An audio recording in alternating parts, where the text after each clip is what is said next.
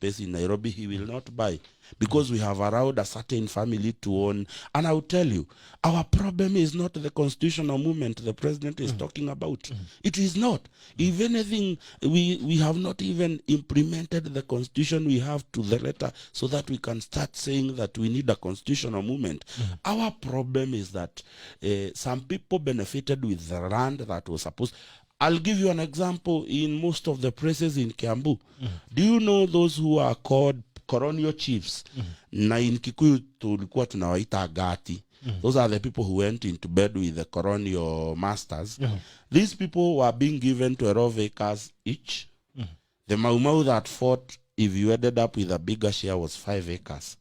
Basically, that is what happening. Even when you come to our home, where I come from in Deya, those the home people, guards were rewarded. Yeah, the home guards were rewarded. And I'll tell you the problem, and this we must address. The people who are in the cabals of today that govern this country, go back to their history, you will see their grandfathers were colonial chief. So they had an opportunity of sending them to school. So indeed, when they went to school, they also saw the need to send their kids to school. By the time you are busy fighting for freedom in the bush. Freedom in the bush. And you are fighting for freedom in the bush. A colonial chief had sent his son to Lancaster or to Britain to go and run. By the time you set away the colonial masters, the only replacement that was viable was the son or sons daughter of the colonial chiefs. So, I mean, what do you expect when your father was a colonial chief and you are the son of a colonial chief who went to school in the colonial land? You want to come to government and do things differently? You will do the same way you did them. Look at the Odingaism. They want to practice how Germany is governed because that is where they went to school and learned it. Look at the president. The president went to run in the state. That is why he learns a don't care attitude kind of government because that is what happens in the US. I mean, as far as I'm the president, and I come out for 5 minutes and I give my rhetoric on how I'll be tough on things, then I disappear back to do what I do best. I don't have to worry about it because today, if you ask me, the president does not have touch with what the ground is saying. And I'm afraid, I am really afraid. As a Kikuyu person, and I told you, as a young person here, we sit here from different backgrounds, but we have a common agenda of addressing the problems facing the young people of this country.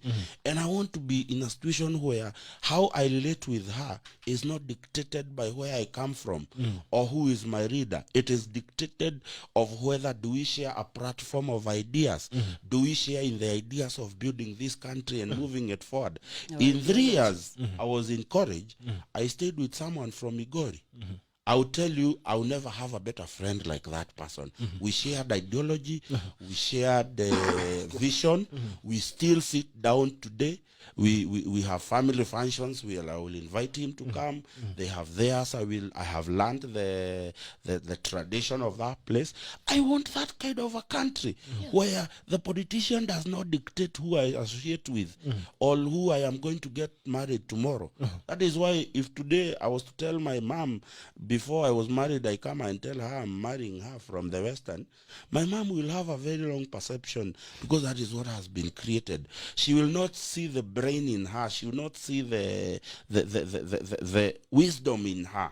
At our own community, we must say no to that. My mom, if a young man brings her to the home, the mom will see a brilliant young girl who went to school, who can address issues as a Kenyan. That is the Kenyan we need to forge forward. And we shall not do this with the idiots like Morathe telling us what to do. We cannot do it.